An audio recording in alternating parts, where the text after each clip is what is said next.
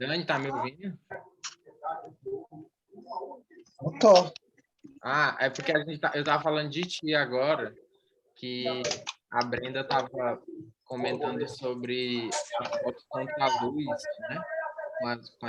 Com janelas, tal, portas que estão para o exterior, e a gente comentando sobre a dificuldade de fazer esse equilíbrio da iluminação nesse momento. Eu estava comentando que seria importante uma técnica que tu faz usando o flash, né, para iluminar a parte ao redor da janela, e depois tu faz essa mesclagem das duas imagens. Você mandou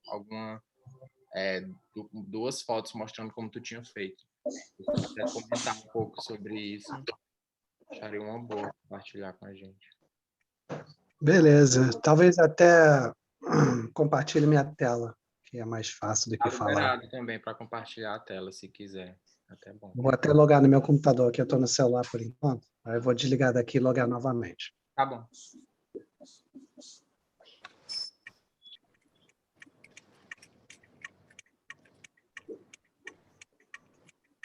Ine, Oi. hoje, assim, até compartilhando com os novatos, né, e assim, não vou dizer que eu sou uma veterana não, mas também uma coisa que eu senti muita facilidade foi quando eu passei a investir realmente em cursos de Photoshop, tá? Porque cada vez mais a fotografia contra a luz, e aqui no Nordeste, aqui em Recife, é uma realidade, porque a gente tem muito cliente que mora na beira-mar. E os arquitetos, eles fazem muita intervenção da varanda integrada e querem mostrar que o apartamento é na beira-mar, e aí pedem muito isso. E para mim era assim, um sofrimento. Eu começava a ter distonia, ficar nervosa. Chegava em casa e dizia, meu Deus, como é que eu vou apresentar essa foto? E aí, mais do que ser fotógrafa, realmente, para o contraluz, eu descobri que eu tenho que ser editora de imagem. Porque tem a coisa das 3 exposições, 5 exposições, milhares de exposições, mas depois como é que tu cola isso? E tu só cola isso quando tu sabe mexer. Né? Então, é técnica de fotografia? É saber fotografar? Mas não fujam de investir em conhecimento de Photoshop e, enfim, o Lightroom, né? O Camera Raw, que é o que eu uso bastante. É isso. Minha contribuição, dizer que eu tenho distonia quando eu vou fotografar no contraluz. Nossa, eu faço umas fotos contra a luz que eu não fico feliz com elas às vezes. Ultimamente eu tenho só testado mais o HDR do Lightroom, né, que é o que eu faço, que eu acho mais fácil assim de fazer. Às vezes eu tento fazer mesclagem no Photoshop manualmente, mas eu também não fico muito feliz com o resultado de nenhum dos dois, assim. Mas o HDR automático do Lightroom às vezes dá certo. Às vezes eu fico... Mas tu faz empilhamento no Photoshop, Vinícius. Não aquele... Tá, ele é manual, que nem tu falou ali. Uhum. Mas tu usa o alinhamento dele? Nossa, não, nunca fiz isso. Cara, é bem legal. Técnica, mas eu nunca fiz. É bem legal, porque se tu marcar para ele alinhar as fotos para ti, fica muito mais fácil depois de tu criar uma máscara ali e recortar só o que tu quer, né? Deixar o efeito das janelas, essas coisas assim. Então, ele não... Eu tava Então, falando. Desculpa, Vini. Aproveitando isso que o Juliano falou, até dando uma dica aí, o Lucas Rosa, ele postou essa semana, né, exatamente como fazer esse pilhamento aí em Photoshop, que realmente ajuda bastante. E trazendo a minha contribuição aí para a dúvida da Brenda, isso é um problema que eu... Ai, o Anderson travou. Falhou. O Anderson travou. Quando ele ia entregar o ouro, Acho que isso aí já era combinado, hein? Aí, já era combinado. Quando ele ia dizer, bom, agora só comprando o curso dele, que daí ele explica melhor. Sacanagem. O Anderson travou bem na hora, mas voltou agora. Voltei. Vocês ouviram até que parte? Até a parte que tu começou a falar, que tu ia dizer que como que era que fazia, e aí ferrou. Não, manda aí. Eu falei que o Lucas Rosa ele postou no Instagram como faz esse pilhamento no Photoshop. Tem uns 3 dias aí, sei lá. Eu achei bem legal, eu não conhecia. Mas eu tava falando que, tipo, eu tenho esse mesmo problema, principalmente aqui no Nordeste, de fato, como a Morgana falou, né? em Salvador, é muito diferente fotografar o contraluz do que em São Paulo, por exemplo, porque a gente tem uma luz muito mais forte durante uma boa parte do tempo, né? Em São Paulo isso é mais ameno. Então, isso já faz uma diferença na hora de fotografar, porque em São Paulo você tem um pouco... o contraste do interno e do externo é menor. Pelo menos eu reparei isso quando eu estava fotografando bastante lá. Eu resolvi bastante coisa assim, com empilhamento mesmo, com mesclagem, fazer exposições diferentes, usar muito filtro, uso muito filtro, e também depois de saturo, tiro um pouco do brilho, né, no Photoshop.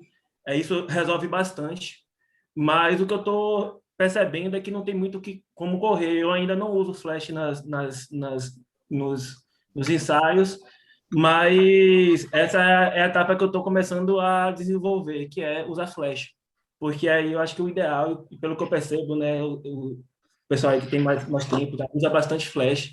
E para ficar perfeito mesmo, né, eu tenho percebido que é flash. Agora, assim, dessa forma, mesclando estabilizamento e filtro, saturação, e brilho, já ajuda bastante na edição, para quem não usa ainda flash.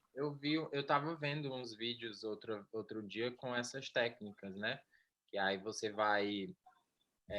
não foi com filtro no Photoshop, foi com máscara, né? Tipo, ele faz o empilhamento das Isso, cria uma máscara de camada depois de empilhar as fotos. Isso, ele faz o empilhamento das fotos e aí vai fazendo a máscara. Eu achei uma boa técnica. Mas o que mais me pega puxando do que a Morgana falou, é a parte de você selecionar exatamente a área que você quer, porque às vezes, nossa, é uma janela com vários montantes, assim, sabe? E aí você tem que ficar... Aí eu vou ter que selecionar todos os furinhos disso aqui para poder... Aí eu entro em desespero. Aí eu não sei o que... Se for um cobogó, no caso, é impossível, né? Tem vários modos, inclusive, de criar a seleção, e tu pode criar, no caso aí, como tu falou de cobogó, tu pode criar a seleção pela cor, ou por exemplos ali, né, que a gente usa, não sei se vocês usam Photoshop em inglês, mas a gente começa a fazer seleção pelos samples ali da foto. Olha. Então, se tu pega cores semelhantes, ele acaba selecionando, 90% ele seleciona mais rápido, assim, e depois 10% é só refinar essa seleção. Eu uso até para recorte de fundo e funciona super bem. Tem que aprender técnica de seleção, então. Tem muita técnica de seleção que ajuda nessa questão de agilizar isso, né? Para não ficar um negócio... Mas na arquitetura a gente até tem algumas facilidades de, na maioria das vezes, ter ângulos retos e linhas retas para fazer recorte. Então, não é tão, por exemplo, recortar uma pessoa, essas coisas assim, como em foto de estúdio, mas... tipo, eu vejo a galera que consegue recortar, tipo, vai recortar, por exemplo, afro, né? E aí eles fazem um recorte perfeito, assim, do cabelo da pessoa. Fica, a gente consegue, eles conseguem, a gente consegue também fazer com as coisas. Na verdade, o Photoshop melhorou muito, né?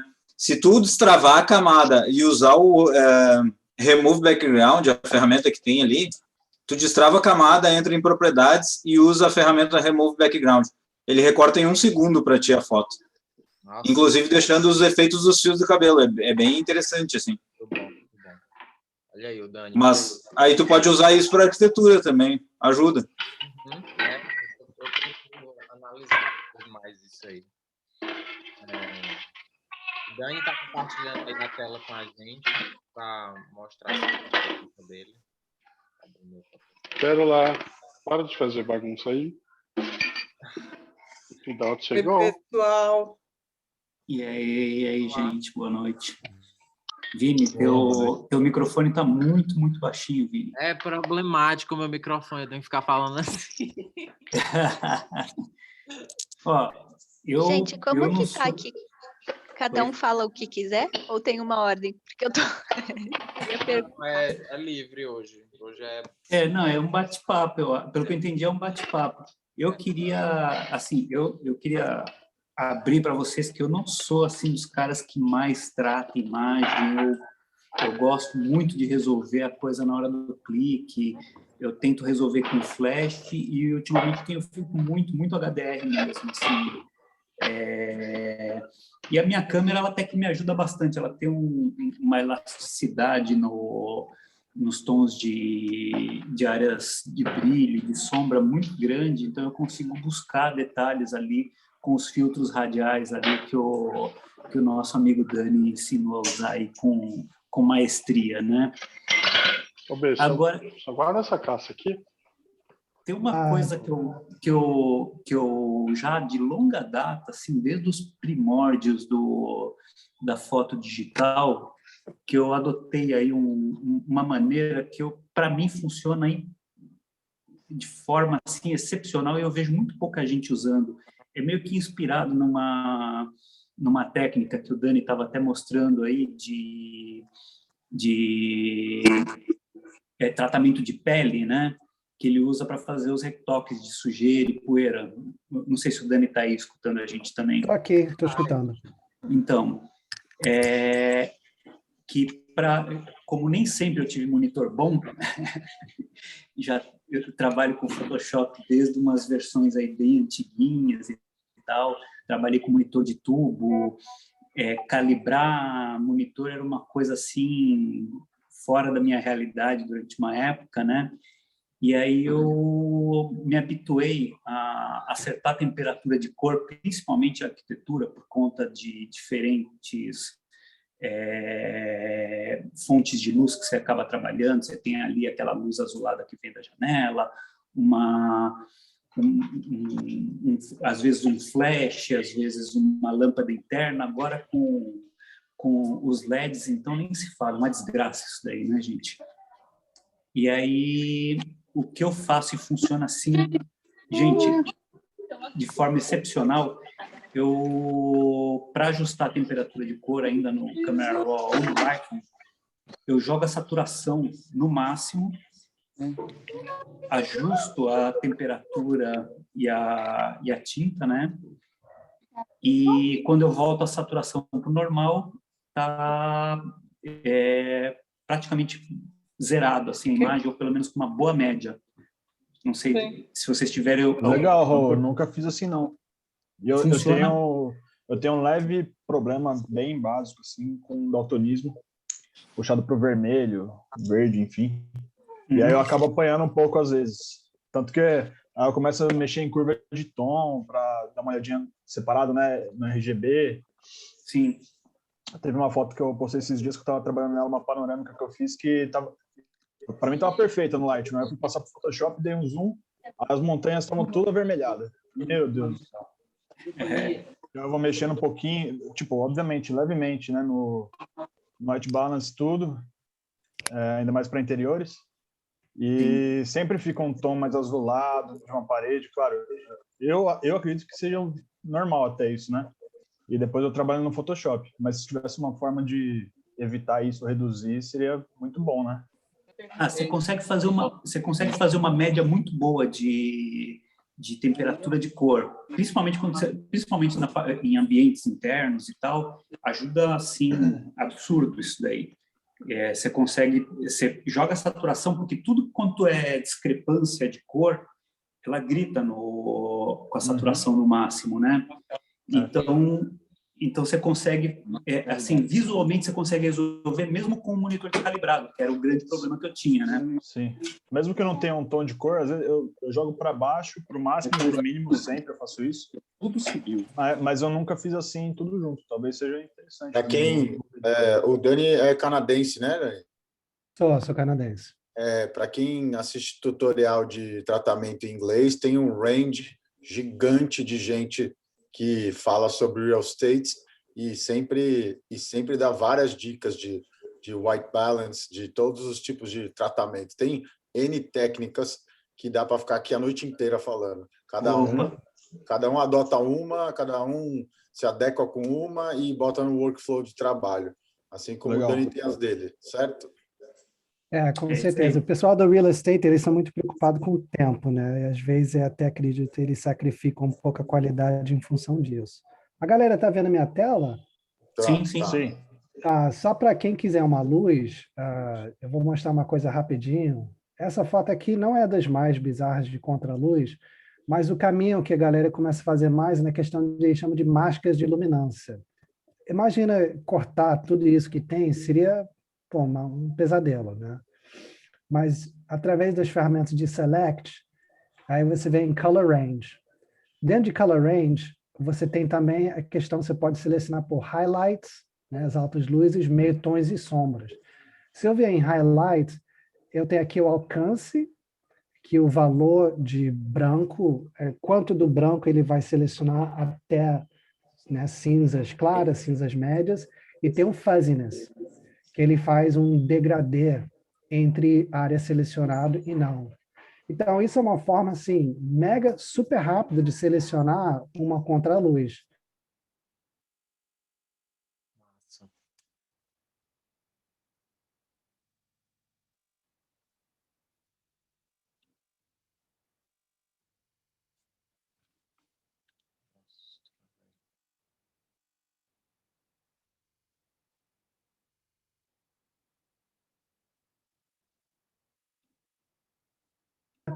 Aí eu trato... Já copia a camada. Ele copia, aí eu trato o segundo de uma forma diferente.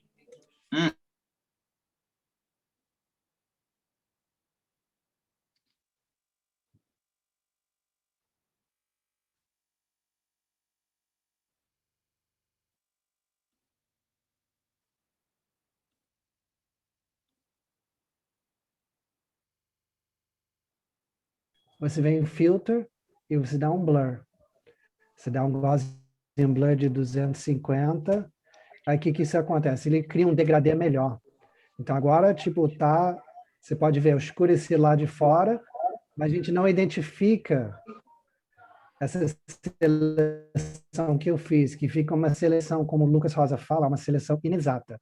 Mas teve o mesmo efeito de eu escurecer. E você vê que eu gastei nem 2 segundos para fazer. Não fica muito nítido o que está fora, né? Essa é a ideia. Então, assim, isso, obviamente, dependendo da complexidade, você ainda tem que trabalhar mais. Mas a galera de fora, mais concentrada em fotografia de arquitetura, eles utilizam essa técnica de luminance masking, é o caminho e é o que é. Tem uns aplicativos para Photoshop, o Lumenzia, que também faz essa técnica, só que mais automatizada, sim, né? Sim, exatamente. Eu ainda não peguei, porque o Lumenzia Pro é um investimento que eu vou fazer agora, mas está custando acho que $70, por aí. Mas assim, acaba que você tem que fazer um curso só para estudar como usar Lumenzia. Aí quando tem essas que é base, Lumenzia faz basicamente isso que eu fiz, só que exatamente de uma forma mais automatizada. Mas assim, um caminho a procurar seguir é esse de luminance masking, onde você faz máscaras não fazendo seleções que demoram 1000 horas. Você faz máscaras utilizando essa questão de luminância.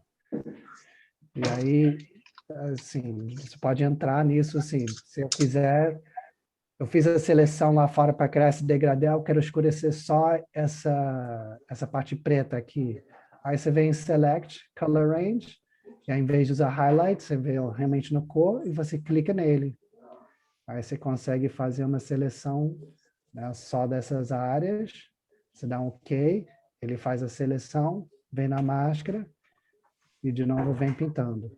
Então, o caminho mesmo é sempre através de máscaras e usando alguma formação de seleção de luminância, que aqui eu acabei mostrando várias vezes naqueles vídeos do Lightroom. É a mesma ideia. E no Photoshop, o segredo é sempre fazer a coisa meio que impreciso e sempre utilizando muito blur na máscara para você criar essas áreas de transição, para que não seja notada onde você selecionou. Isso é só tipo um caminho a seguir. Nossa, gostei muito. Muito, muito. Aí você vê assim, o melhor de tudo que não demorei, né, 40 mil horas selecionando tudo isso. Porque imagina tentar selecionar a janela, fazer a seleção em volta da cadeira. É dose. Dani, lógico, você já tem mais experiência, assim como muitos aqui, cada um do seu jeito. Quanto tempo você chega a fazer uma foto? Uma foto igual essa demora quanto tempo no Photoshop? Não no Lightroom, no Photoshop. A média, assim, normalmente eu tento resolver o máximo possível que eu puder dentro do Lightroom. Desculpa, aqui é cachorro, filho. Flor! Flor! Flor! Dona Mary, pode abrir a porta, por favor? Em média, assim, uma foto em média é de 30 minutos, uma foto com complexidade razoável. Uma foto... Só um segundo, galera.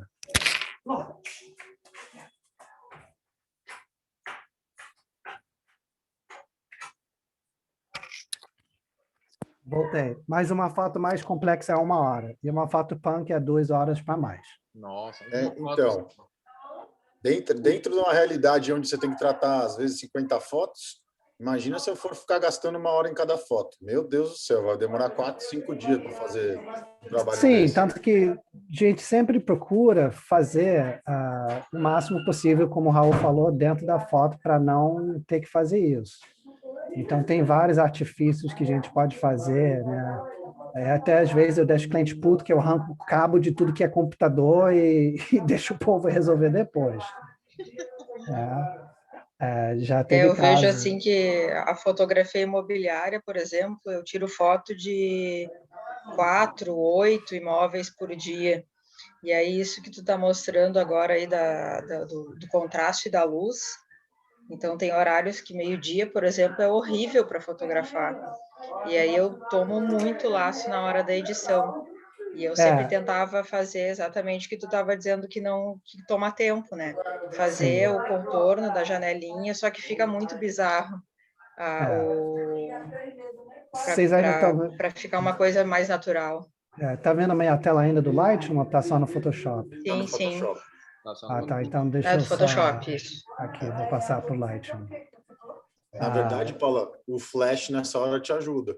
Se Sim. tiver um bom flash, dependendo da hora do dia, um bom flash vai dar tanta luz que ele vai preencher tudo e depois você consegue fazer um mix. Eu até acho que eu não estou sabendo usar o meu flash direito. Eu vou ter que dar uma estudada maior, não sei. Isso é um caso de uma coisa simples que eu faço, tipo, nesse caso não tinha como tirar 1000 fios. Aí, com o assistente eu mesmo, eu tiro uma foto segurando o fio para cima, para desimpedir da mesa, tirei uma segunda foto com o fio para baixo. E aí no Photoshop é uma máscara de 2 segundos para tirar. Entendi. Muito bom. Esse eu mandei para meu assistente, ele ainda trabalhou para melhorar, mas assim, eu facilitei a vida dele e muito com essa operação, de só segura fio para cima, segura fio para baixo e resolve mais da metade do problema. Entendi. Só uma última dúvida ainda da Brenda, e era em relação à técnica do cartão preto que falaram, que eu imagino que é para tirar mais aquele blur muito forte de quando você fotografa contra a luz, que vaza um pouco da luz para os objetos do lado, assim. E aí eu vi que algumas pessoas fazem, mas aí eu nunca fiz, eu queria saber um pouco mais sobre como é essa técnica, que tira uma foto com um cartão na frente para evitar esse glare, é mais um glare, né? Nas bordas da janela, e depois tira outra foto com a exposição com um tempo menor de exposição para pegar só os detalhes da janela, e aí mescla essas duas fotos, não é isso? Tá, eu tenho uma foto dessa para mostrar aqui. Vocês ainda estão vendo o Lightroom ou Photoshop? Nem sei mais. Não, Lightroom. Tá. Então, aqui, né, a foto eu vou mostrar. Sorte que ainda não apaguei essas originais. Mas... Ou eu apaguei, não sei. Aqui, eu fiz exatamente isso. Para pegar essa parte interna, eu tampei tanto a parte de cima, tanto a parte de baixo, para não ter aquele flare entrando na parte da madeira, a parte interna. Aí eu consegui finalizar para isso. Mas você literalmente tampa tudo que der e deixa só aquela parte aparecendo, para que não tenha aquela invasão de luz nas bordas. Aí você tira uma outra foto para as partes que você quer, e no Photoshop você coloca uma em cima da outra e usa uma máscara. Mas é isso que eu fiz. Desculpa interromper, Dani, eu usei ontem, foi ontem, inclusive, uma coisa que eu vi de um fotógrafo, acho que israelense, que ele usa um braço, que não tem como mostrar agora aqui, até tem, um braço articulável, que ele bota um cartão em cima da lente, né? E eu comprei no AliExpress, chegou por R$100, e aí eu fiz o cartão, e ontem, não era o caso de flare, mas era um caso de chuva. Então, eu acabei tapando a lente que tinha um pouco de caindo, mas eu usei para flare também e funcionou. Quando está entrando na lente, você faz como se fosse um boné para lente. Sim, essa aí eu faço com carteira, mas esse que o Vinícius falou, eu acho que também eu posso mostrar, tem foto dessa também, mas também é útil nesses casos. Mas esse eu faço, boto a mãozinha assim, que eu lembro outra vez o povo falou que parecia que tava benzendo a câmera, às vezes eu ficava com a mão assim, para impedir o flare na foto. Mas aí eu tirei uma foto de uma cozinha outra vez que tirei bem de frente, assim, aí tinha a cozinha era bem estreita, né? E aí no final tinha uma janela.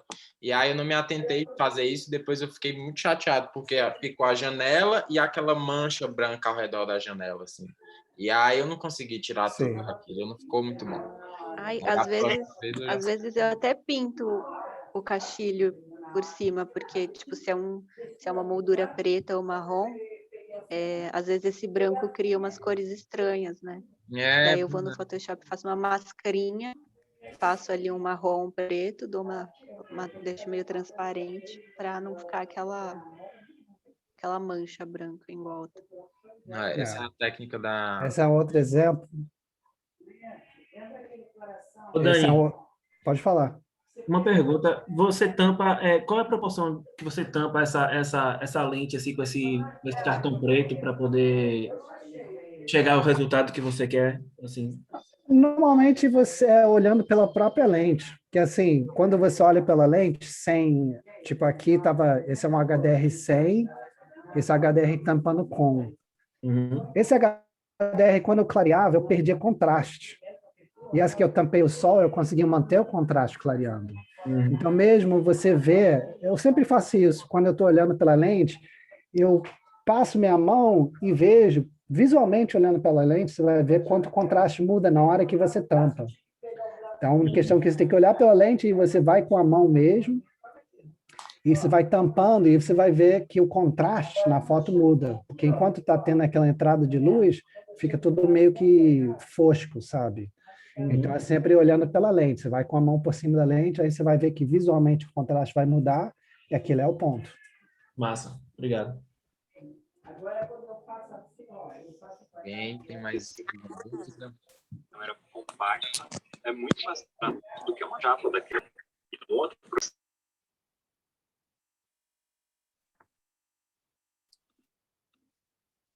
Alguém tem mais alguma dúvida para falar sobre esse tema? Alguém tem mais uma sugestão para mostrar?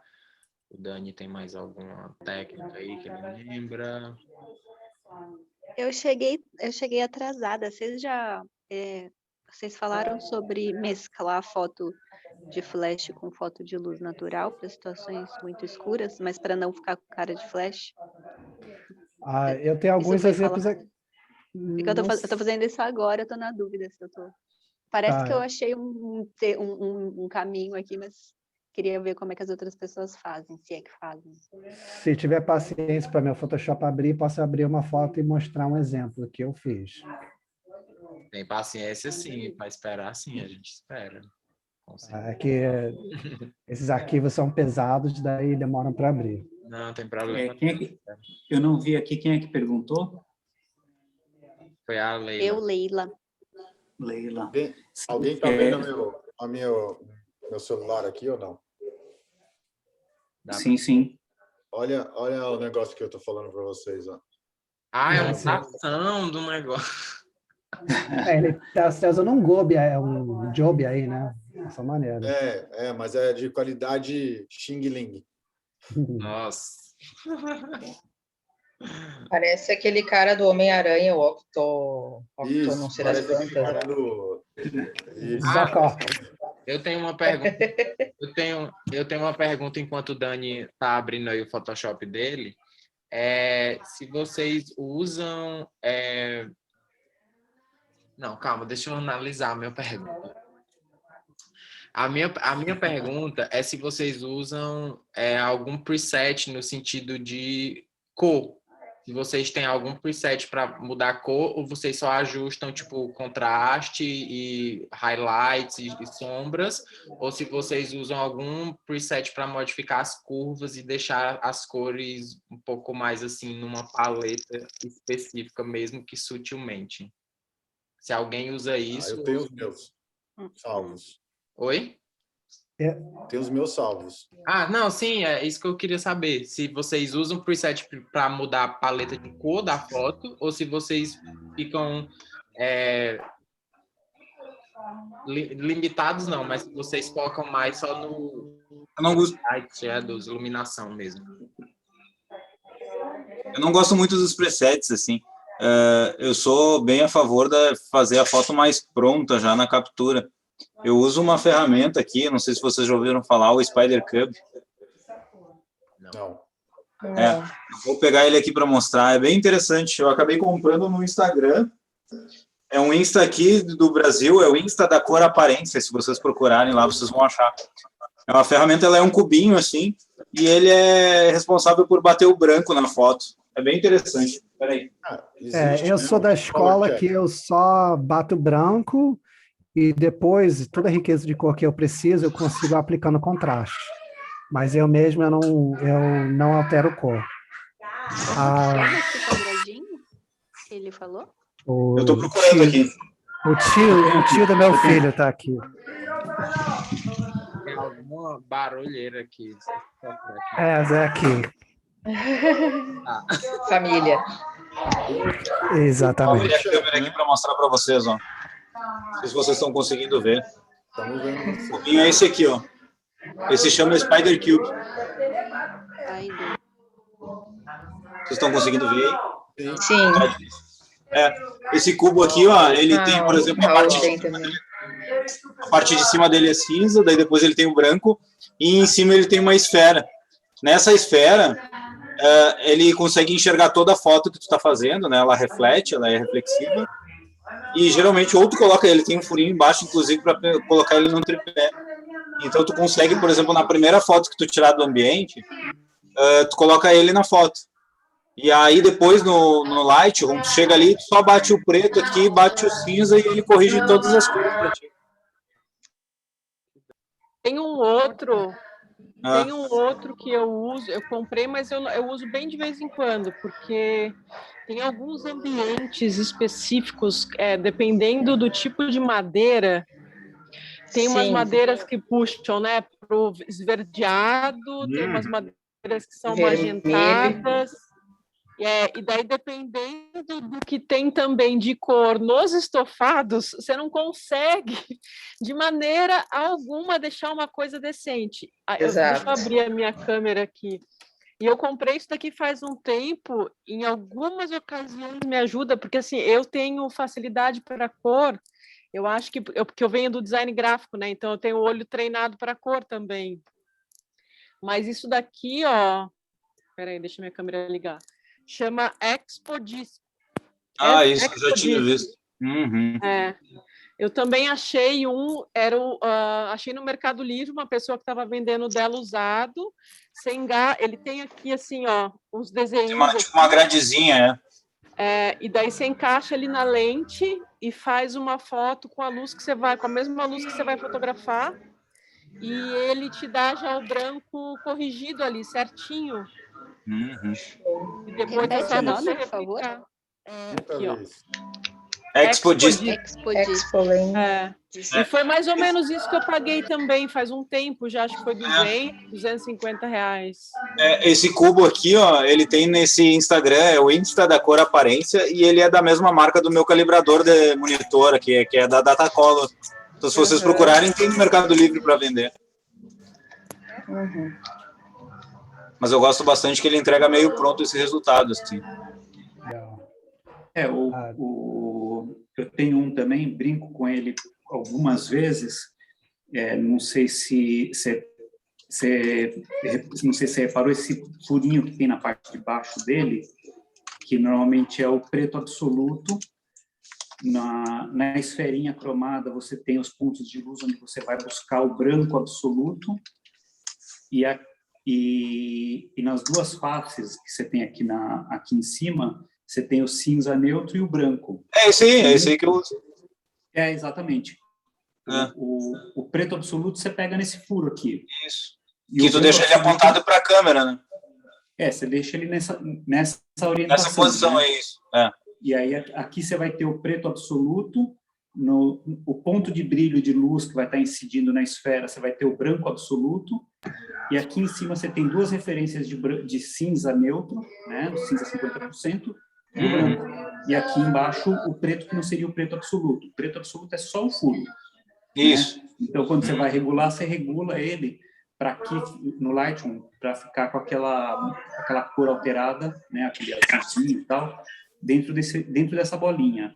E aqui vermelhinho no brilho que der em cima na esfera.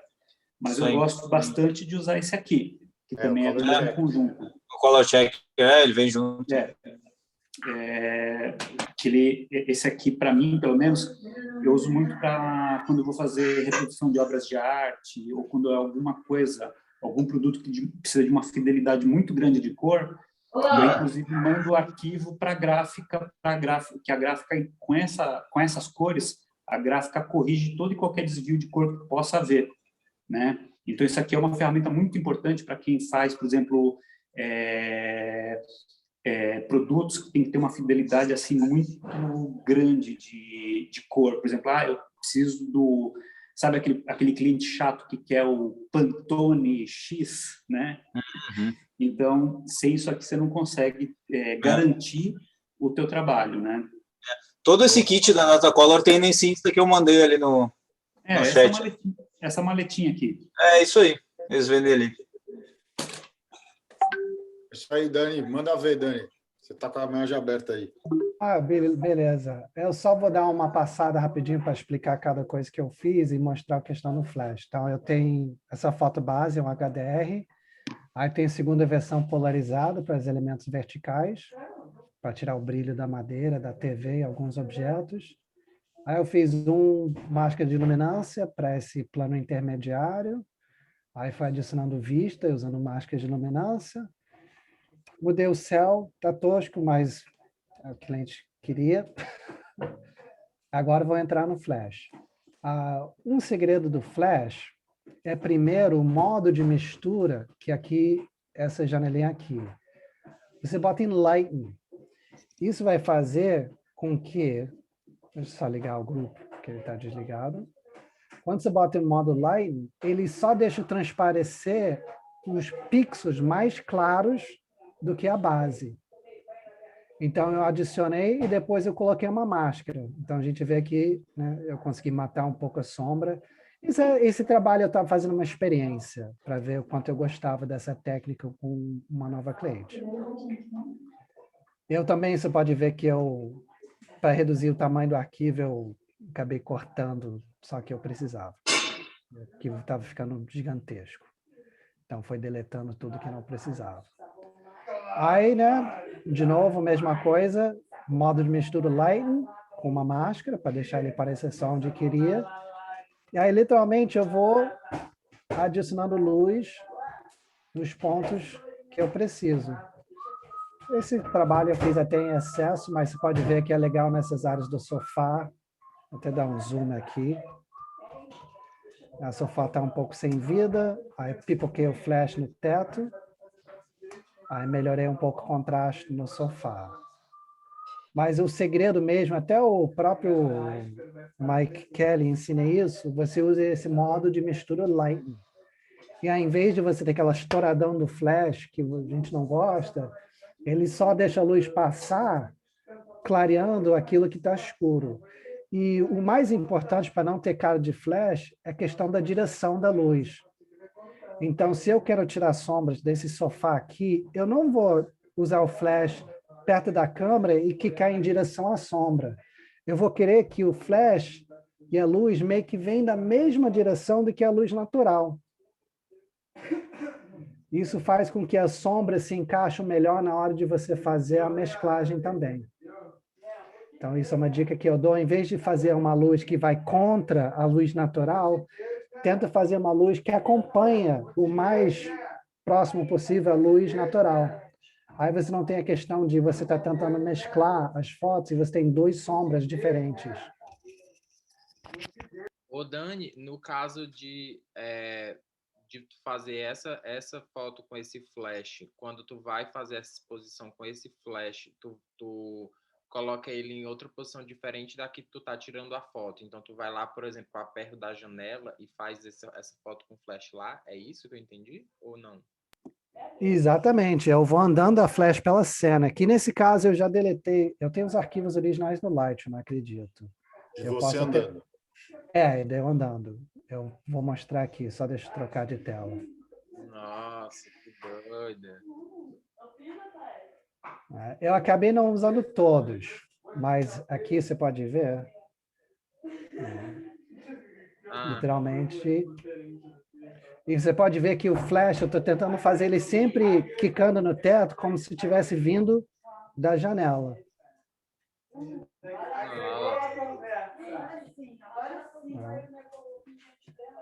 Nesse caso, o flash que eu estou usando é um pouco fraco. O ideal é ter um flash mais potente, que cobre uma área maior.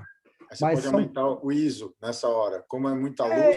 Eu aumentei o ISO para 320, mas assim, como eu vou ser bem honesto, eu uso um 5D Mark II. Então, a resposta de ISO não é perto de uma 6D ou um 5D Mark III ou 4. Então, eu tenho um certo preconceito em aumentar muito o ISO. Hoje eu tenho a ESR, dá para chegar uns 500, na boa, sem problema nenhum de Nesse caso, eu estava usando o AD200, o Godox AD200. Eu acho que para ter esse trabalho pleno, o ideal seria o AD400 ou 600. Mas você pode ver que eu vou exatamente andando o flash pelo ambiente, procurando iluminar os pedaços que eu quero, e sempre tentando fazer uma luz que seja o mais perto possível da luz natural. Você acabou usando essa do lado do móvel, né? Dá pra ver. Acabei usando um pouco para melhorar o preto das cadeiras. Então, esse é mais ou menos o processo. Mas eu vou ser bem honesto, assim, para você estar fazendo isso, eu acho que tem que estar cobrando mais de R$100 por foto. Não tenha dúvida. Nossa, só o tempo que você vai gastar fazendo isso aí, você já tem que subir muito mais. Porque é aquilo, para fazer uma foto é meia hora, 45 minutos, em vez de 15 ou 10. Então, eu acho que... Esse é o ponto principal, Dani. Eu acho que esse é o ponto principal. Depende do job, depende de quanto estão te pagando. Não é que você quer fazer menos porque está se pagando menos. A questão é que o tempo que demora de tratamento e de usar o flash em loco, né, no local, você acaba gastando muito tempo que não sei se às vezes vale a pena. Sim. Isso aqui é um outro exemplo. Tipo, tem o HDR, que ruim não tá, mas aí só deu umas pipocadas de leve. Eu acabei só usando 2 ou 3. O que eu mais me incomoda é, tipo, numa situação como essa, deixar o ambiente todo tingido de verde, sabe? Aí depois eu acabo tendo que fazer um monte de máscara para tirar o verde. Aí dar um disparo de flash acaba conseguindo recuperar as cores, né? Sim. Para ver uma diferença com flash adicionado, misturado no Photoshop e o HDR natural. Só melhorou a questão de contraste, algumas coisas. O flash traz a cor natural mesmo dos móveis e das coisas, porque ele remete ao sol, né? A temperatura de cor. Mas você pode ver também, assim, acho que eu acabei usando, eu sempre estou tendendo a usar da esquerda para a direita.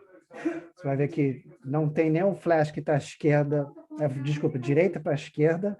Você vai ver que quase não tem flash da esquerda para a direita. Para exatamente, eu sempre estou acompanhando a direção da luz natural. Isso é uma forma de facilitar muito o encaixe das coisas. É você observar a direção da luz natural e tentar fazer o seu flash melhorar a cena nessa mesma direção. Ô, Dani, uma dúvida. Como é que você resolve essa questão do estouro, né, por exemplo, no teto, ou nesse caso dessa foto, na cama, né? Aí você pega essa parte da outra foto, é isso? Eu só uso máscara, eu só pego a parte que eu quero. E assim, além disso, eu uso o modo de mistura inline e, além disso, eu brinco com a opacidade. É raro eu usar uma camada em flash com opacidade em 100%. Assim, normalmente eu estou brincando em 76, 75, 50, exatamente para não gritar o flash, só para incrementar do jeito que eu preciso. Ah, legal. Eu uso bastante essa coisa da opacidade para tratar a pele. Nunca tinha pensado de usar assim. É uma boa, é um controle, né? De você realmente regular, que na hora você quer criar uma base com que trabalhar e depois você vai regulando conforme precisa. Nossa, eu tô aqui assim. Minha mente tá explodindo, eu tô fazendo assim lá. É tudo uma progressão, assim, não é, tipo, a gente não espera que ninguém faz isso do zero, né? Isso é fruto de muita experiência. Então, acredito que tá todo mundo vendo Photoshop. Sim. Essa foto, eu peguei só o piso de uma foto, que eu gostei da riqueza do piso, né? Esse imóvel é do Zanini de Caldas, né? Então, é icônico, então eu queria fazer um trabalho maneiro, apesar de nem receber tão bem. Mas então aqui eu peguei o piso, usei em 100%, o modo até normal. Aí adicionei aqui, eu peguei um pedaço da cama, aqui eu estou usando a opacidade de 37%. Aqui eu usei a opacidade de 40%, só para melhorar um pouco esse móvel da esquerda. E aí eu peguei a vista, usando uma máscara de luminância. Você pode até ver a máscara aqui, é uma mistura de uma máscara preciso e uma máscara impreciso. E aí depois eu só fiz uma hue saturation, eu desaturei o teto. É sempre naquele processo que você mostrou no início, né? De máscara, né? A máscara, Photoshop é trabalhar, né? Eu comecei com Photoshop em 2005. Aí, assim, Photoshop se resume a saber fazer seleção com Pen Tool, saber fazer máscara e saber usar camadas de ajuste.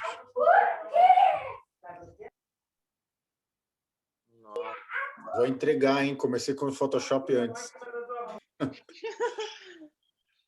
Eu tenho um pouco de aversão não aversão, mas eu tenho um pouco de preguiça do Photoshop. Eu sei usar ele, mas eu um pouco, porque eu sou muito mais eu amo mais o Lightroom, né? Me sinto mais confortável lá. Aí eu tento resolver tudo que eu posso lá. Aí o Photoshop eu deixo só para essas últimas. Mas eles são bem complementares, né? Tem muita coisa que não dá para fazer no Photoshop. Exatamente, tem coisas que só o Photoshop resolve. Até ano passado eu não usava também o Photoshop.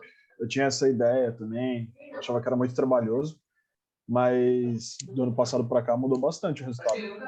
Não, eu já estou usando mais agora o Photoshop, assim, eu sabia usar, mas eu ficava meio com insegurança, assim. Agora eu tô pegando mais segurança de usar o Photoshop. Exatamente. Não tô mais odiando. Pessoal, eu me sinto que nem tu. Em que momento que vocês fazem essa troca entre Lightroom para Photoshop? Você exporta essas camadas ou essas fotos do Lightroom como layers ou como fotos. Geralmente eu exporto como layers. Aí ela já empilhado das fotos que você tem, todas de flash, e a foto, né, a foto base, que é com a luz natural, e você vai mixando essas fotos de flash com a luz. Tem gente, por exemplo, como o Denilson, que eu sei que não usa o flash para nada, mas se perde muito em contraste, né? O que mais o flash ajuda é nessa hora de contraste. O Dani está aí, pode me ajudar nesse comentário. O que mais é ajudado é no contraste. Tem hora que não tem como você estar de frente para uma janela gigante com uma fonte de luz enorme, você vai ter contraste. Se você fizer HDR, pode ser de 20 fotos. Você não vai conseguir contraste.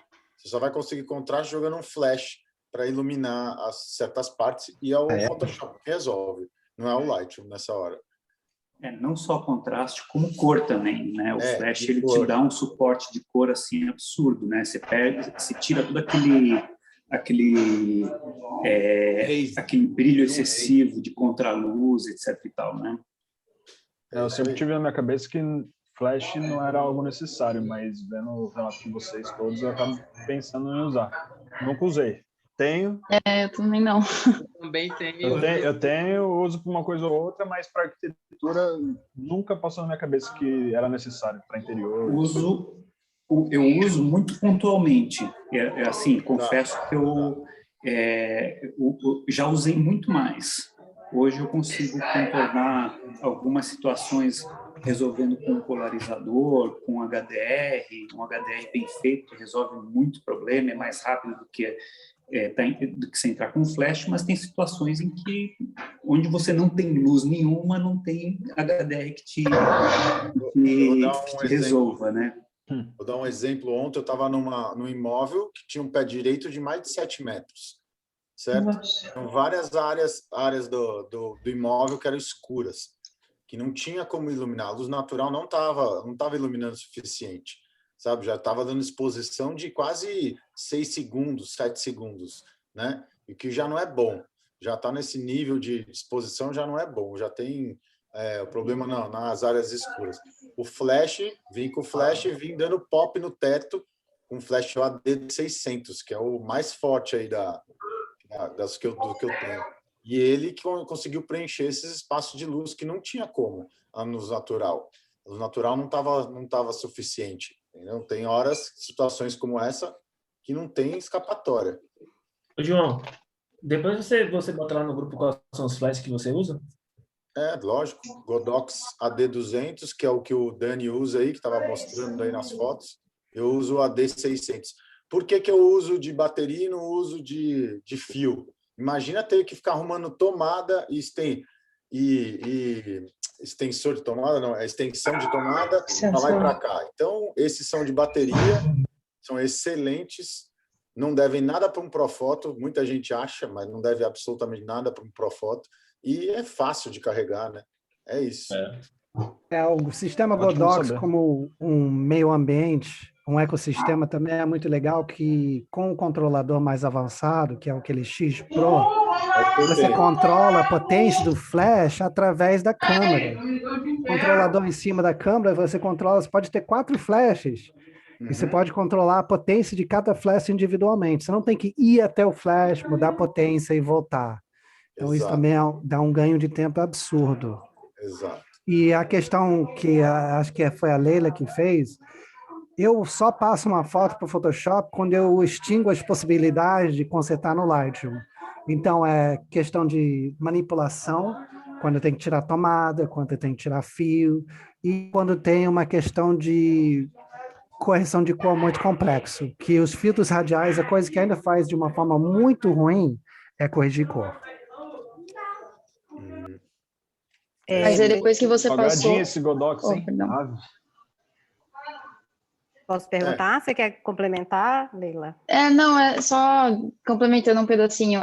Mas depois que você passou para o Photoshop, aí finaliza. Porque eu já ouvi gente falar que passou e depois volta, enfim, não tem certo nem errado, né? Mas é questão mesmo que no fluxo informacional, que já é uma coisa meio nerd, até peço desculpas, mas... Imagina. Você faz tudo que der para fazer no arquivo RAW. Assim que você passa algo para Photoshop e você faz uma camada de ajuste, uma curva ou uma clonagem, você está destruindo a informação do arquivo. Que assim que você passa para o Photoshop, você está ou interpolando ou retirando informação. Então, a gente tenta fazer o máximo que der no Lightroom, fazer o mínimo que der no Photoshop. E aí, para mim, não faz sentido trazer de volta para o Lightroom para fazer mais coisa. Que daí você está fazendo uma salada de uma coisa em cima da outra, que não faz muito sentido. Pode acabar até se perdendo, né, no processo. Exatamente. Daí você vai estar fazendo um ajuste virtual em cima de um arquivo PSD. Faz mais sentido você faz direto no PSD. E para acrescentar, eu sempre abro o arquivo no Lightroom, do Lightroom para o Photoshop inicialmente como objeto inteligente. Que daí, se no meio do caminho eu preciso mudar alguma coisa no arquivo RAW, ele abre no Camera Raw novamente, dentro do Photoshop. É uma também. Mas quando eu abro como objeto inteligente, por exemplo, eu edito, por exemplo, Eu mexi tudo no Lightroom, beleza. Vou editar no Photoshop. Eu passo ele como foto para o Photoshop. E aí, quando eu dou um Ctrl S, salva direto no catálogo do Lightroom de novo. Com objeto inteligente é a mesma coisa? Com objeto inteligente é a mesma coisa. A única coisa que muda é... Vou até mostrar aqui. Quando você vai abrir a foto, quando você editar você abrir como objeto inteligente. A única coisa que isso impossibilita, você não consegue abrir várias camadas em cima da outra. Tem que manualmente fazer isso no Photoshop. Mas quando você abre como objeto inteligente, é tudo igual. Ele só vai abrir no Photoshop como objeto inteligente. Então, se você tiver que mudar alguma coisa no arquivo RAW, você não tem que voltar para o Lightroom e abrir novamente. Você pode mudar diretamente no Photoshop. Dani, já manda uma mensagem para a Adobe falando que você quer que abra como objeto inteligente em camadas no Photoshop. Poxa, vai chegar, porque tudo que eu rezo para eles fazerem, eles sempre fazem, só demora um ano.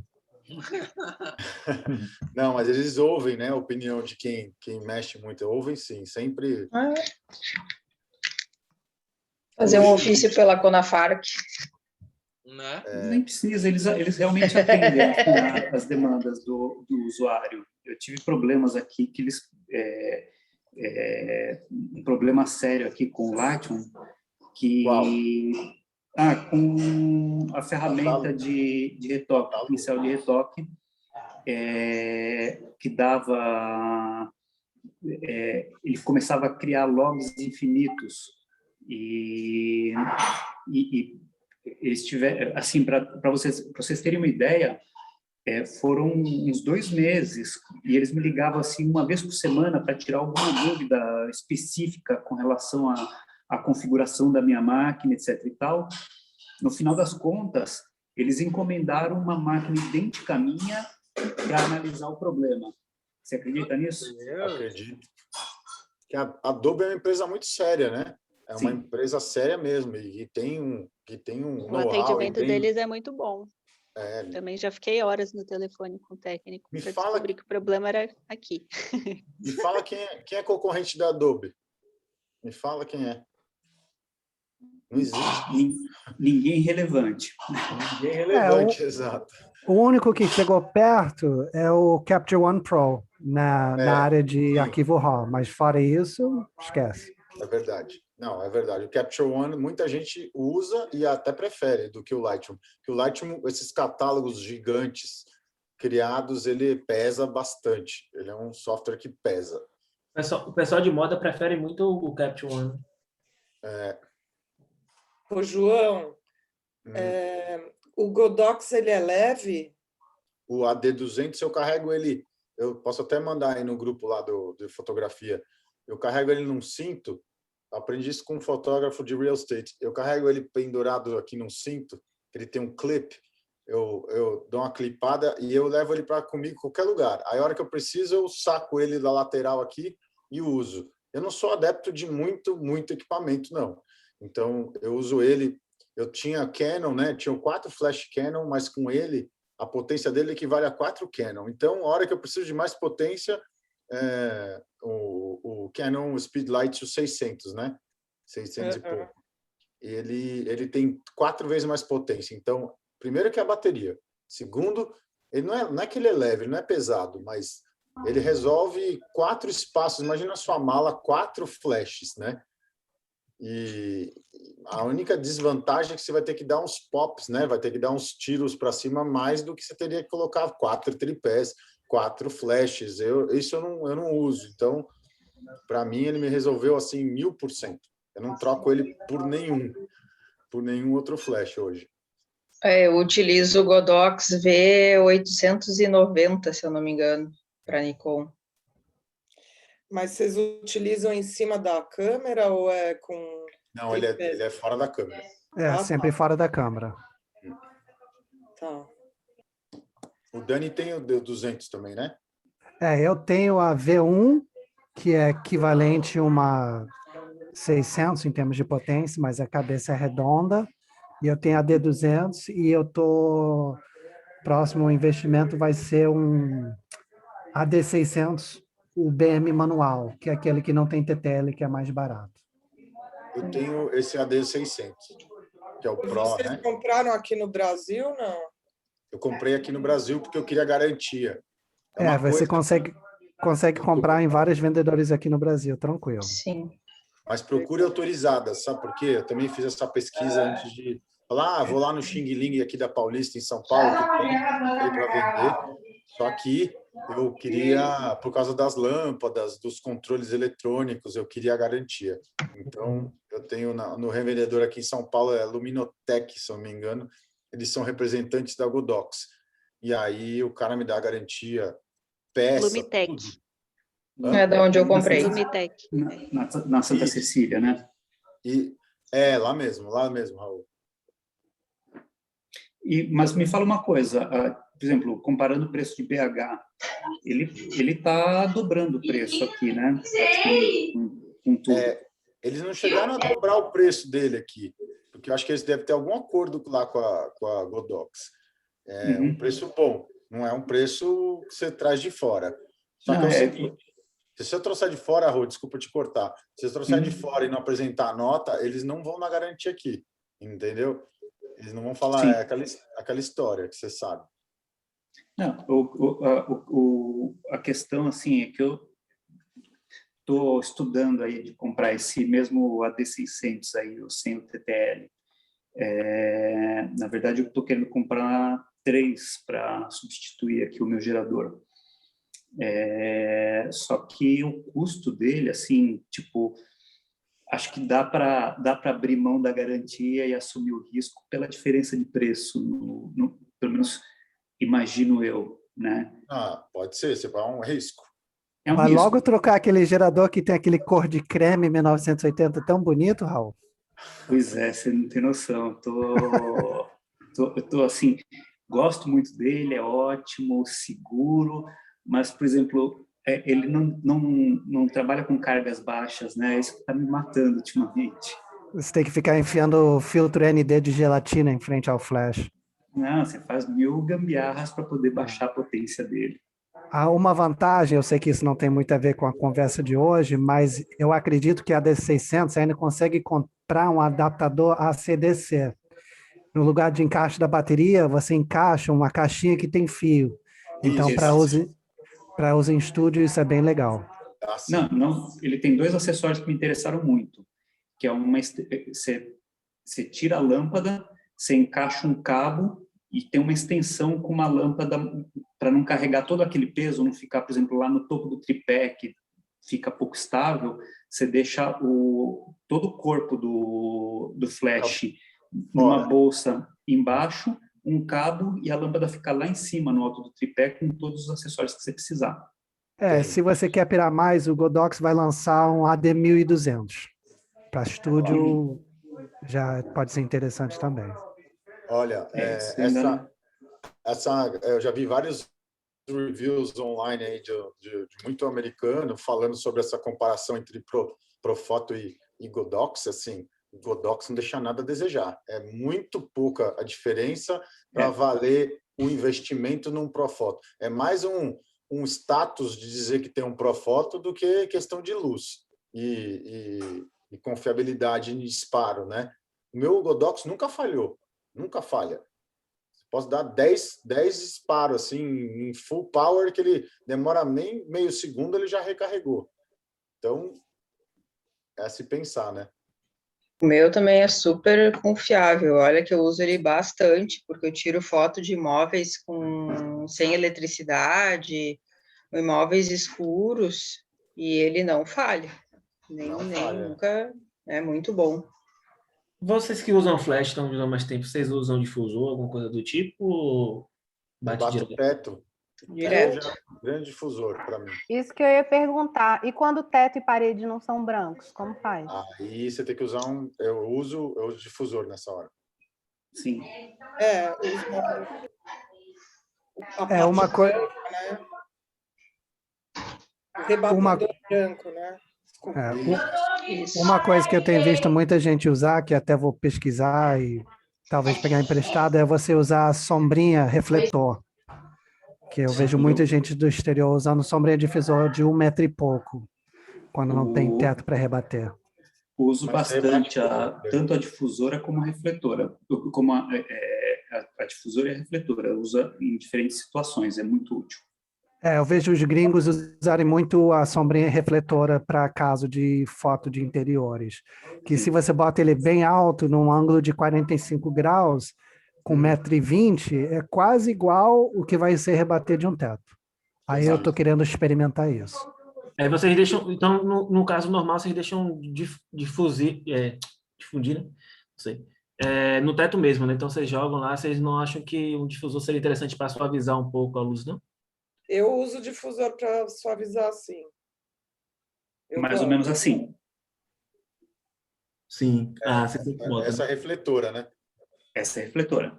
Mas no caso da difusora, você botaria aí e bateria. Para frente. E para o AD200 tem encaixe Tem. para sombrinha? Tem que comprar? Não, vem, ele vende com encaixe. Vou pegar aqui para a galera ver. Eu tenho aqui nunca peguei, mas tem mesmo. Essa minha aqui é meu abajur.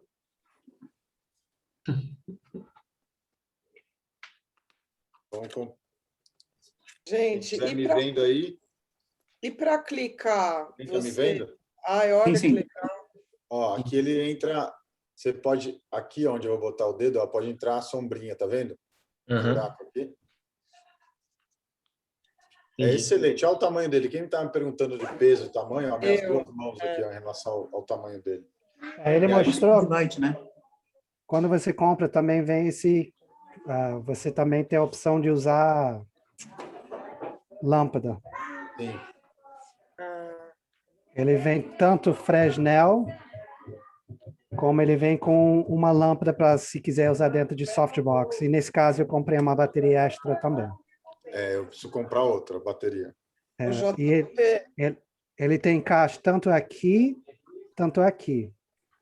Quando você quer usar naquele apoiador lá, vem naquilo na kit também. Mas a bateria dura muito, né? Nunca me aconteceu de chegar nem na metade no estado. Dura os 2 jobs, assim, em full power você pode fazer 2 jobs tranquilo que ele aguenta. Eu sou neurótico, eu sempre compro bateria extra para tudo. Você tem razão, tem que ter, porque numa hora dessa você fica na mão, né? Mas no meu caso eu sempre esqueço de recarregar, então é sempre bom ter um extra. Ó, eu carrego esse clipe aqui, tá vendo? Não sei se estão vendo embaixo, ó. Então esse clipe aqui vai no cinto, aí ele vai aqui assim, ó. Em mim. Aí ele fica aqui preso aqui, quando eu quiser eu viro, tiro e aí aponto para cima e boto de volta. Se a polícia te parar, você tá... Pensei a mesma coisa. Aqui, ó. E ainda eu uso isso aqui, ó, de handle, para segurar na hora de... para não ficar segurando aqui, uma hora pode escorregar, né? Então, já uso aqui. Pessoal, foi muito bom. Eu tô com família aqui, então eu vou ter que ir, mas todo mundo sabe que pode entrar em contato pelo direto. Eu já fiz alguns tutoriais e live com a galera com fotos que me mandaram, então sempre fique à vontade de me mandar uma foto que pode virar um live que ajuda o pessoal, tá bom? Beleza, obrigada, Dani. Eu espero que ajudei o pessoal aí. Se tiver pergunta, sempre pode mandar. Boa noite, pessoal. Um abraço, pessoal. Boa noite.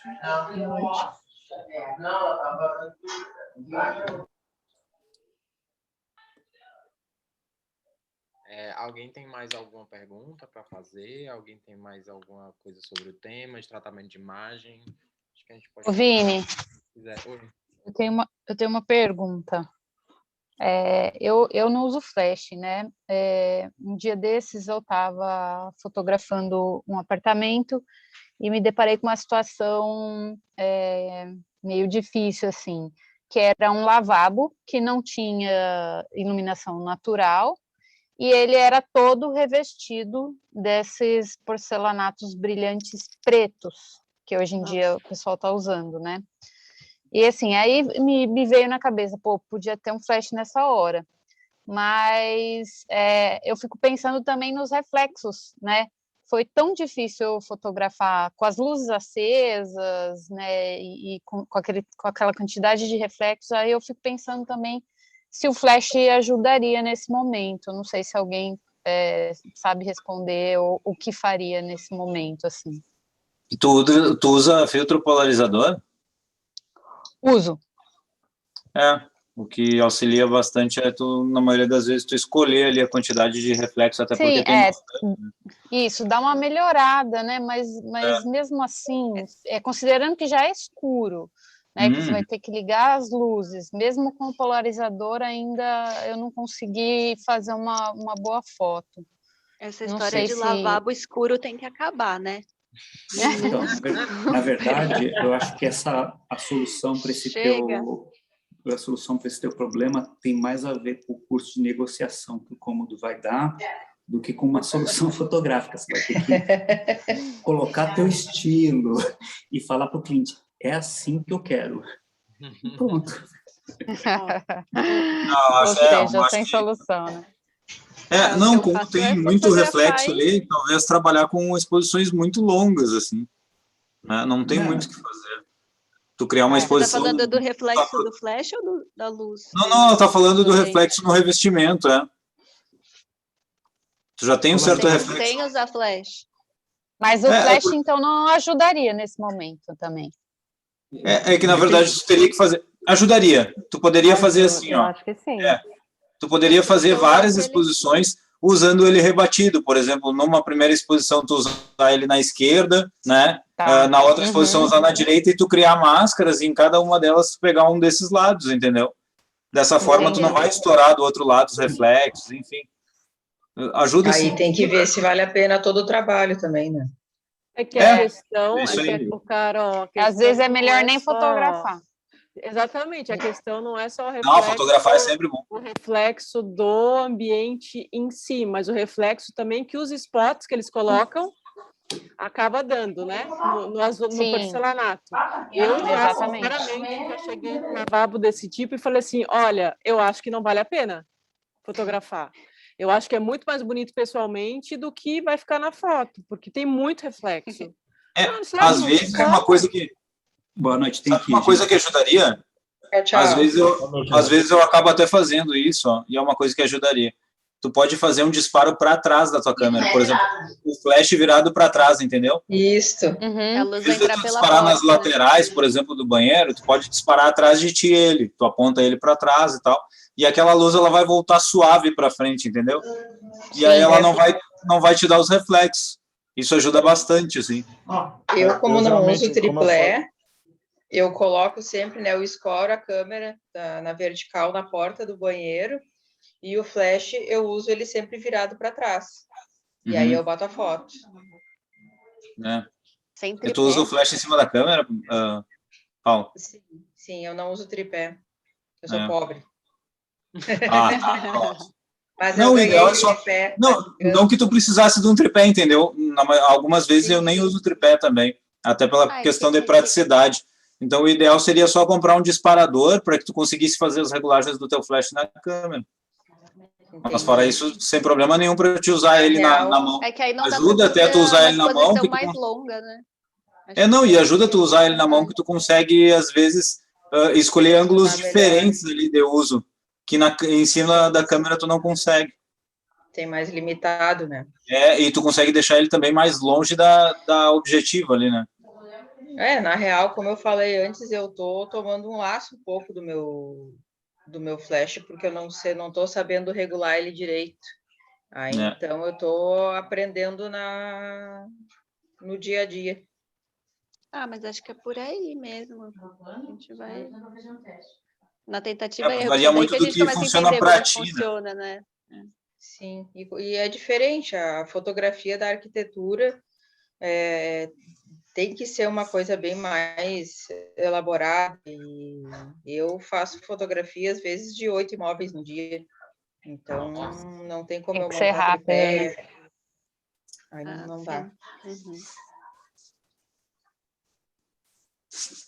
Mas eu acho que um disparadorzinho desse Tagodox aí te ajudaria bastante, assim.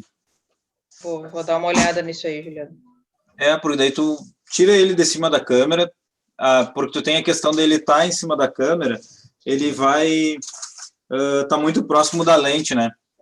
Então, com isso aí, às vezes até entra um reflexo indesejado, alguma coisa assim, porque, principalmente como tu falou, o lavabo ele tem espelho ali e tal, Ele dá um disparo legal, mas mesmo assim, às vezes, tu consegue um reflexo que não é tão legal. E tu tendo ele fora da câmera, tu consegue esticar o braço, consegue outras coisas ali que podem te ajudar. Eu tenho várias que não põe ocasiões a tripé razão de... na câmera ou no flash? Eu fiquei... Não, tá dizendo colocar o tripé no flash para colocar nos espaços ali, né? Não, mas as fotografias que eu faço, eu não... tu não usa... Tá certo, tu não usa nem a câmera. Eu acho que o meu primeiro tripé eu paguei acho que uns R$150, e aí vale a pena, porque acho que você nem precisaria de flash para foto imobiliária. Pois é, isso que eu estou vendo agora. Vale a pena, porque daí você faz uma exposição mais longa, consegue aproveitar mais. Mesmo É um investimento bom, sim. Não, tripé é vida. Baita investimento. Já está em Porto Alegre, eu estou na praia, ele está em Porto Alegre, já chegou.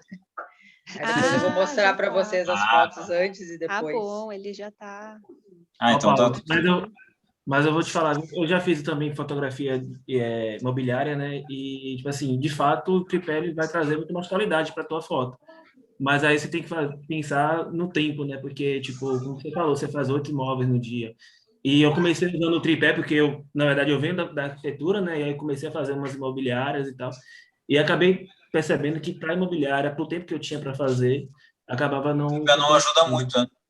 Acabava não compensando. Então, eu acho uma judiaria, porque às vezes a copo não... A fotografia não fica com uma qualidade que eu goste, por exemplo. Às vezes eles nem estão dando bola, mas eu me cobro mais do que a própria imobiliária. Mas eu vou te falar, quando eu abri o CNPJ, MEI, né? Eu precisava ter para fazer um trabalho para uma imobiliária, porque eu estava na faculdade ainda, não tinha muito... Enfim, eu gosto de ficar me falando muito, não chego em nada, enfim. Aí eu já tinha um tripé. Ele é bem básico, tanto que eu até ia comentar com você, só que você falou que já chegou o seu, eu ia falar de enviar, enfim, é bem básico e tal. E eu sempre usei, eu não via problema. Geralmente eu gastava, eu não sei quanto tempo você gasta agora, mas eu gastava 30, 40 minutos por imóvel para fazer com o tripé. Eu não sei se isso é muito ou pouco, para mim era razoável, era ok. É isso, tipo, quando eu ia fazer, às vezes eu tinha meia hora, né? Tipo assim, a cada meia hora eu tinha uma sessão. Então, tipo, 30 minutos no imóvel acaba se tornando inviável na realidade que eu tinha, entendeu? Eu como sou MEI, e aí então eu que faço agenda, eu sempre deixo uma hora e meia para cada imóvel. Aí fica tranquilo, aí dá para você usar, aí dá para resolver. Gente, mais alguma pergunta? Acho que tá tendo aí 1h30 já de grupo de estudo. Acho que a gente pode ir até uns 9, se quiser. E aí, quem tiver mais perguntas, pode compartilhar. Eu vou agradecer. Vou dar uma boa noite para vocês, que eu estou na casa da família aqui e estão me esperando para jantar. Boa noite, Paula. Valeu. Beijão para vocês. Uma boa noite. Boa janta. Beijo, Paula. Obrigada. Também vou. Eu preciso ir agora também, mas eu queria deixar a sugestão de a gente ir no próximo grupo de estudo, quando tiver oportunidade, falar mais sobre Flash. Sim. Seria legal. Vou colocar na próxima votação, vou botar o tema para Flash, para vocês votarem. Vinícius, não tinha sido divulgado o tema, né? Antes tinha? Ou foi surpresa agora? Revelação? Não, estava no boletim. Eu pulei essa parte, eu li, mas não me atentei. Tá bom, porque para mim foi surpresa, assim, nem pude me preparar. A gente fez uma enquete e aí teve a votação e aí o tema foi escolhido, foi esse. Ficou bem empatado, tratamento de imagem e fluxo de trabalho. Acho que foi 2 votos assim que ficaram de diferença de um para o outro. Mas eu gostei, achei bem produtivo hoje aqui. Foram muitas informações trocadas, principalmente para mim. Nossa, eu aproveitei demais, porque eu sou assim um baby ainda na fotografia. Então, tudo que vocês falam para mim é novidade. Assim, 90% das coisas eu fico, meu Deus. Então, para mim é muito bom. Então, se vocês tiverem mais alguma dúvida, mais alguma sugestão... É bom que você ensina pra gente as coisas dos jovens. Tem que ter um... vou começar a ensinar as coisas de escrever boletim, vou começar a escrever os posts para as pessoas. Pra gente não ser mais cringe. Geração Z, não, ainda não. Escapei, ainda sou millennial. Mas ainda sou Mais ativado. Gente, oi, estão me ouvindo? Sim. Babs, estava aqui só ouvindo vocês o tempo todo e eu queria fazer uma pergunta em relação à lente, que eu estou num período agora de precisar mudar um pouco o meu equipamento. Eu uso há um tempão, há anos, uma 10-20 da Sigma, e eu sinto que ela é massa porque é uma super grande angular e eu amo, sou apaixonada por ela, pela 10, mas a nitidez dela já está me deixando assim, já preciso, acho que preciso dar um outro passo, e eu estou querendo super... Eu uso uma 70D para essa Sigma, e eu tenho uma 6D, que é full frame, né? E aí eu estou a fim de comprar uma 1740. Queria saber como é que vocês estão, se vocês usam, qual é, ou assim, alguma ideia.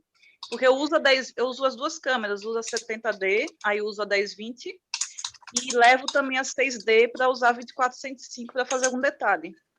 Nossa, eu tinha também uma Sigma 10-20, quando eu usava cropada, daí eu fui para 6D, comprei uma 1740 e a diferença é muito grande. É muito grande. Vale muito a pena se você puder fazer. Vocês estão me ouvindo? Sim. Quem está falando aqui é Chico Diniz, eu sou de Salvador. Eu tenho uma 1740, eu trabalho com a 1740 há muito tempo. Não vejo vantagem na 1635, embora seja uma lente muito boa e o dobro do preço da 1740, porque como 100% das vezes eu trabalho no tripé, diferente de algumas pessoas que falaram aí, eu trabalho já com fotografia de arquitetura há mais de 20 anos. E eu trabalho sempre no tripé. E no tripé eu trabalho com 11. Então, a 1635, ela é 2.8, mas eu nunca uso em 2.8, porque se eu quero um desfoque, eu vou usar uma lente mais longa, uma 27, uma 24-70, 24-105, vou usar ela mais a partir de 80 a 80-100 para ter um desfoque. Então, eu não vou nunca usar o 2.8 dela. Então, usando em 11, entre 8 e 11, que é o que eu fotografo, a 1740 é uma lente fantástica, tão boa quanto a 1635, e muito mais barata, muito mais leve. Eu acho fantástica a 1740. Show. Bárbara, eu também uso a 6D, tem minha câmera de 6D e uso a 1740 e resolve minha vida.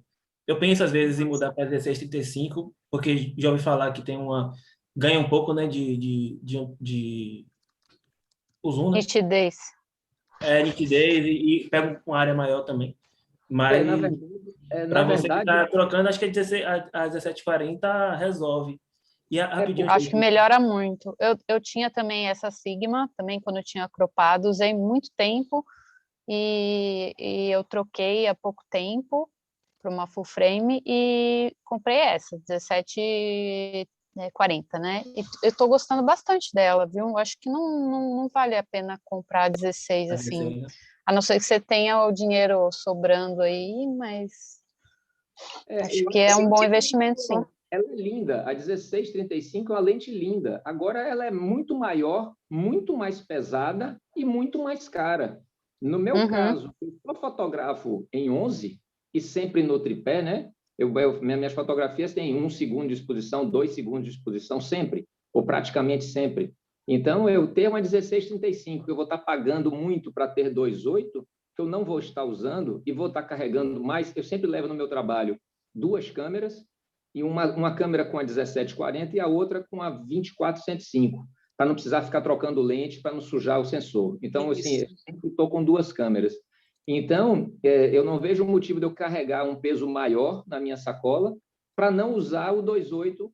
E entre o 16 e o 17, como foi falado aí, de fato, o 16 você pega um ângulo maior, mas a diferença é, de fato, muito pequena para você pagar tanto dinheiro a mais. Então, quando eu comprei, eu optei pela 17, e se eu tiver que trocar só para comprar uma lente nova, comprarei outra 1740. Chico, massa. Valeu esse feedback aí. Carol que estava falando que usava uma 10-20, né? E mudou recentemente. Acho que a Carol tá entrando de novo. Aí ela Foi a Leila. Não, porque eu não. Eu uso a 1740. Era Haru. Ô, Leila, tu usa atualmente também, porque eu super vejo as tuas fotos e eu amo. Ah, obrigada. Eu uso a 1740.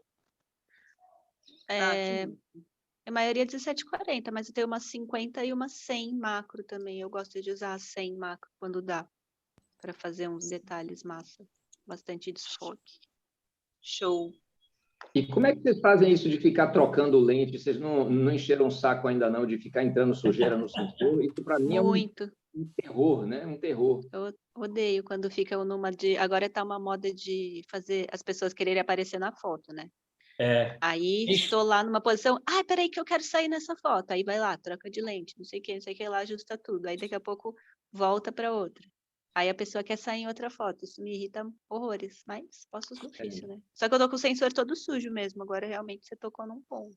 Isso é uma coisa assim que eu comprei um outro corpo justamente para não trocar. Eu fiquei com essa 1740 numa 5D Mark II, eu acho que 6 ou 7 anos sem tirar a lente.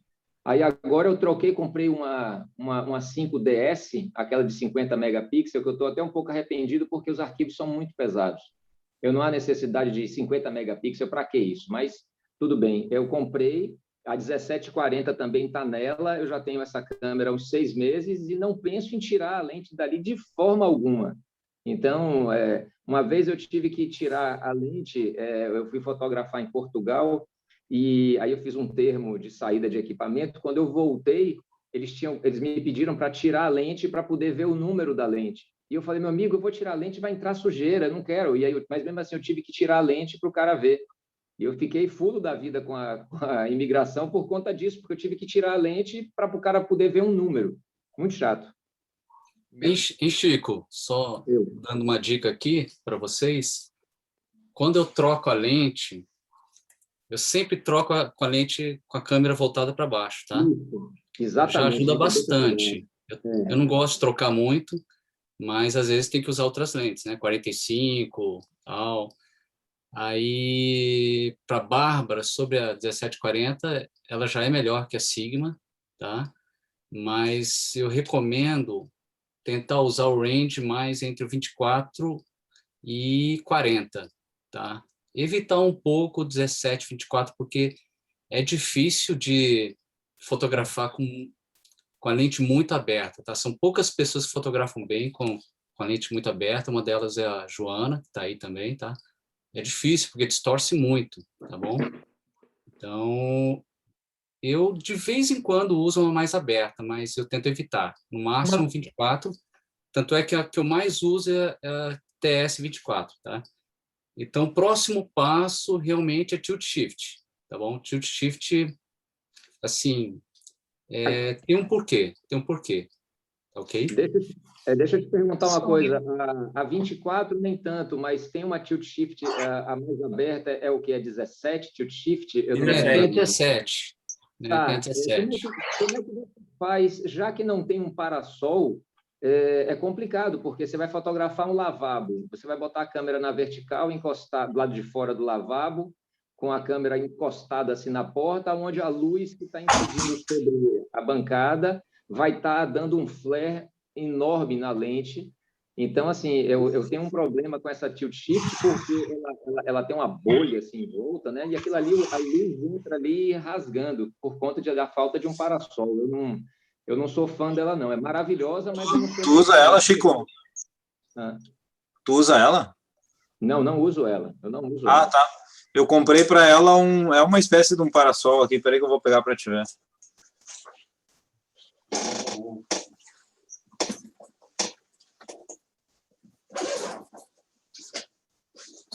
Na verdade, ele não é um parasol, né? Ele é o suporte do filtro. Não sei se você já viu. Não. É para um filtro de 150 milímetros. Eu vou abrir aqui. Mas ele tá não, aqui. Ao colocar, ele não vinheta, não? Não. É que o filtro é muito grande mesmo. Ele Tô vendo. É um filtro 150 milímetros. E aí ela tem um prolongamento aqui, ó, que evita a questão do flare. Entendi. Ele tem um prolongamento bem na diagonal, assim. Então ele avança e diminui o contato da luz com aquela bolha que tem na frente ali. Porque de fato a bolha... Olhando assim, eu acho que é melhor. Tô vendo, legal. Pegando ela aqui fica melhor de visualizar. Eu parei de usar a 24 e comecei a usar bem mais ela, sabe? A 24, na maioria das vezes, eu achava apertado para fotografar com ela. Ai, que frio. Ó. Eu uso a minha... E aí ela fica assim, ó. Cadê? Olha lá, ó. E a bolha fica lá para dentro. Ó. Entendi. Eu gostei bem mais. Aí você vai ter o problema antes do botar e tirar lente, né? Porque acaba sendo 17 somente. E eu uso a minha 1740, é a lente que eu uso direto, e eu uso bastante ela em 17, entre 17 e 24, por causa dos espaços apertados, né? Assim, eu fiz, sei lá, umas 10 revistas de casa cor aqui na Bahia, sempre com a 1740, e muitas das fotos, a grande maioria, em 17. De fato, ela dá uma distorção, você, no RAW, no ACR, né, Adobe Camera Raw, você já dá você já tira aquele efeito barril natural da lente, sendo que, obviamente, os cantos eles vão distorcer, mas é a única maneira de você fotografar, né, ambientes apertados é com ela mesmo. Essa 17TS menos, né, vai distorcer menos, mas mesmo assim, eu continuo usando essas lentes grande-angulares assim.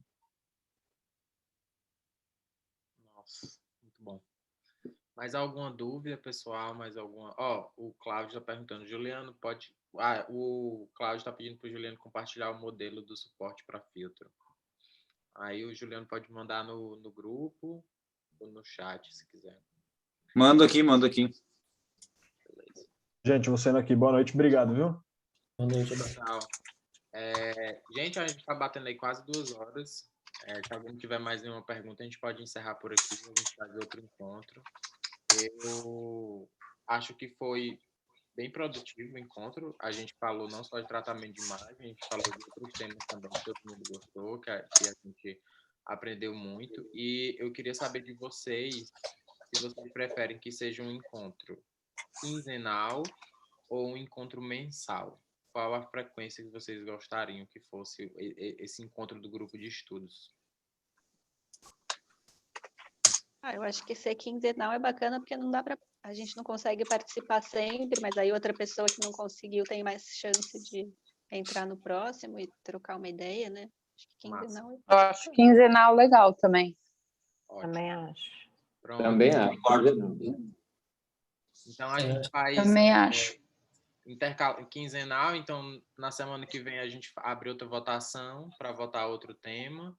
Se vocês quiserem jogar sugestão, a gente vota um tema só para ter um direcionamento, mas a gente sempre vai falar de tudo que quiser falar mesmo. Eu acho que essa mais é a intenção, né? Sim, boa pergunta da Júlia. Vocês gostam desse horário e desse dia nas quartas ou vocês preferem outro dia? Qual é a posição assim de vocês? Vocês têm alguma sugestão de outro dia?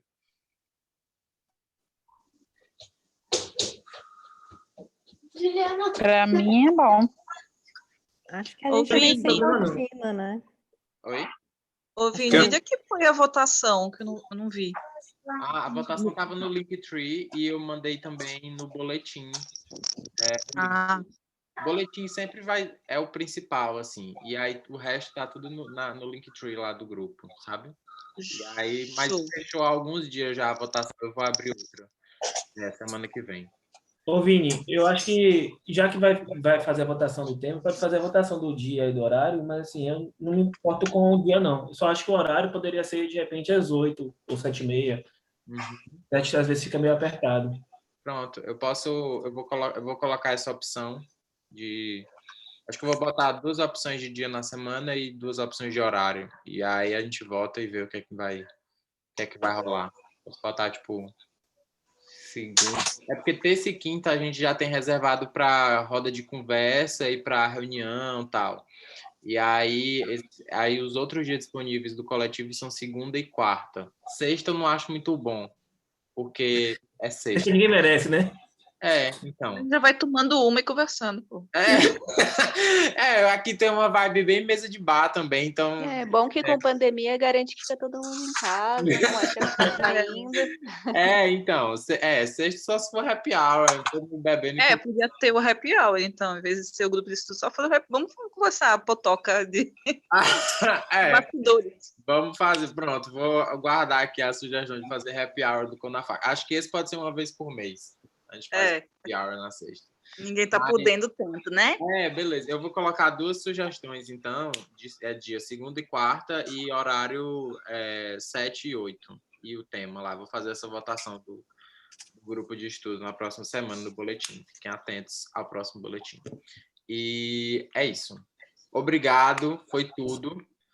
E qualquer coisa, estamos aí. Até mais. Obrigada, Vini. Obrigada, gente. Boa noite. Obrigado, gente. Boa noite. Bom descanso. Tchau, tchau. Tchau.